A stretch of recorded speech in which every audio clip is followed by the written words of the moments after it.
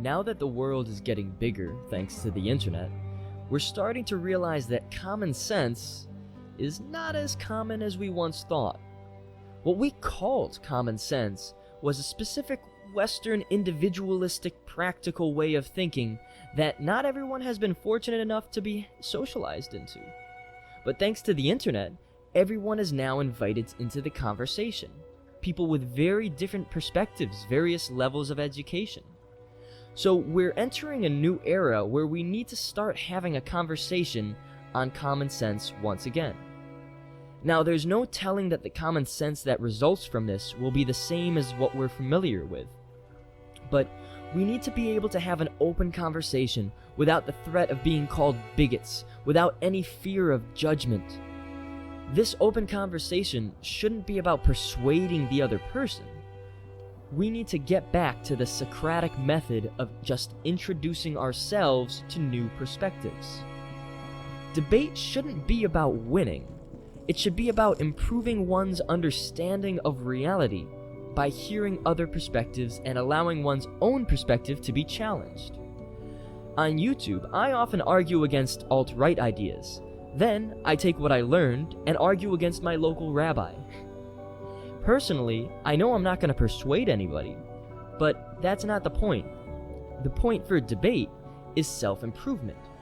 And even when debate does have the goal of persuasion, such as regarding social norms and government policies, it shouldn't be about immediate persuasion. That's so rarely gonna happen. A good argument simply plants an idea, a perspective, that can have its impact 10 years down the line. A good debate also requires good communication. Communication through a shared vocabulary is what allowed humans to achieve so much more than every other species. But right now, our shared vocabulary is getting fractured.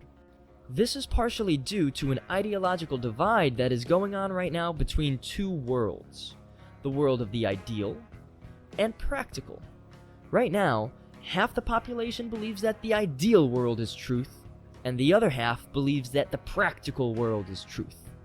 Democrats are fighting for how the world should be, to be fair.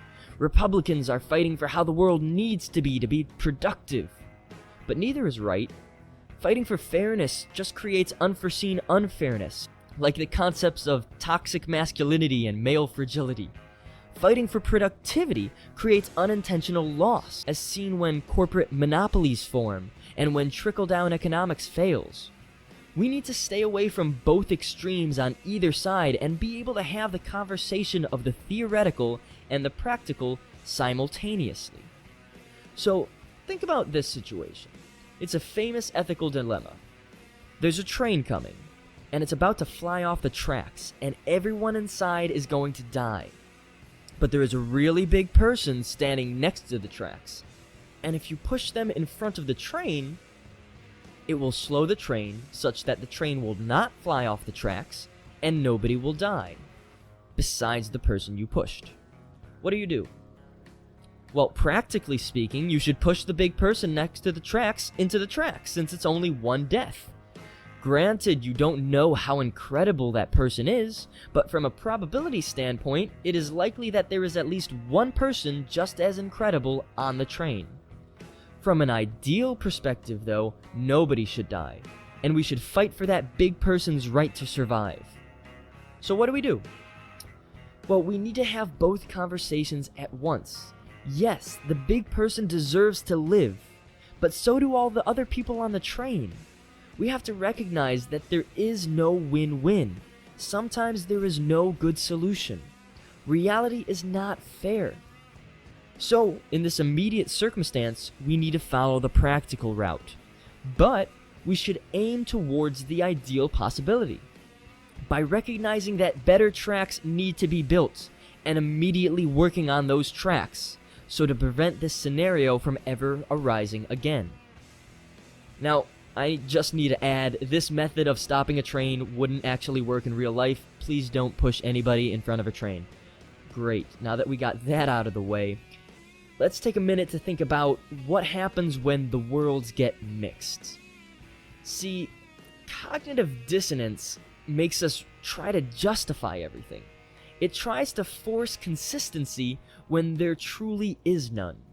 The practical world begins to seem ideal, or the ideal world begins to seem practical. The way the human brain works is that first it does what it wants, or believes what it wants, and then it explains it. For example, when I was a kid, I wanted to chew non-kosher gum. So I did. And subsequently my brain went, "What? How are you doing this? God must be furious." And my brain responded to itself, "Well, maybe God doesn't exist." And that's how I became agnostic. This is how we falsely create an ideal world that is in line with our practical world. Now, our justifications might happen to be true. I still believe that God most likely doesn't exist. But it's important to recognize that we reach our conclusions before we establish logic. Other examples of inconsistency is the food industry. The animals experience Holocaust levels of pain and suffering, but we still eat meat because we don't yet have as delicious of a substitute. Practically speaking, our emotional stability depends on it. Another example is the clothing industry. Child labor is frequently used, but we still buy fancy clothes because, practically speaking, our ego depends on it. In fact, all of capitalism is a great example.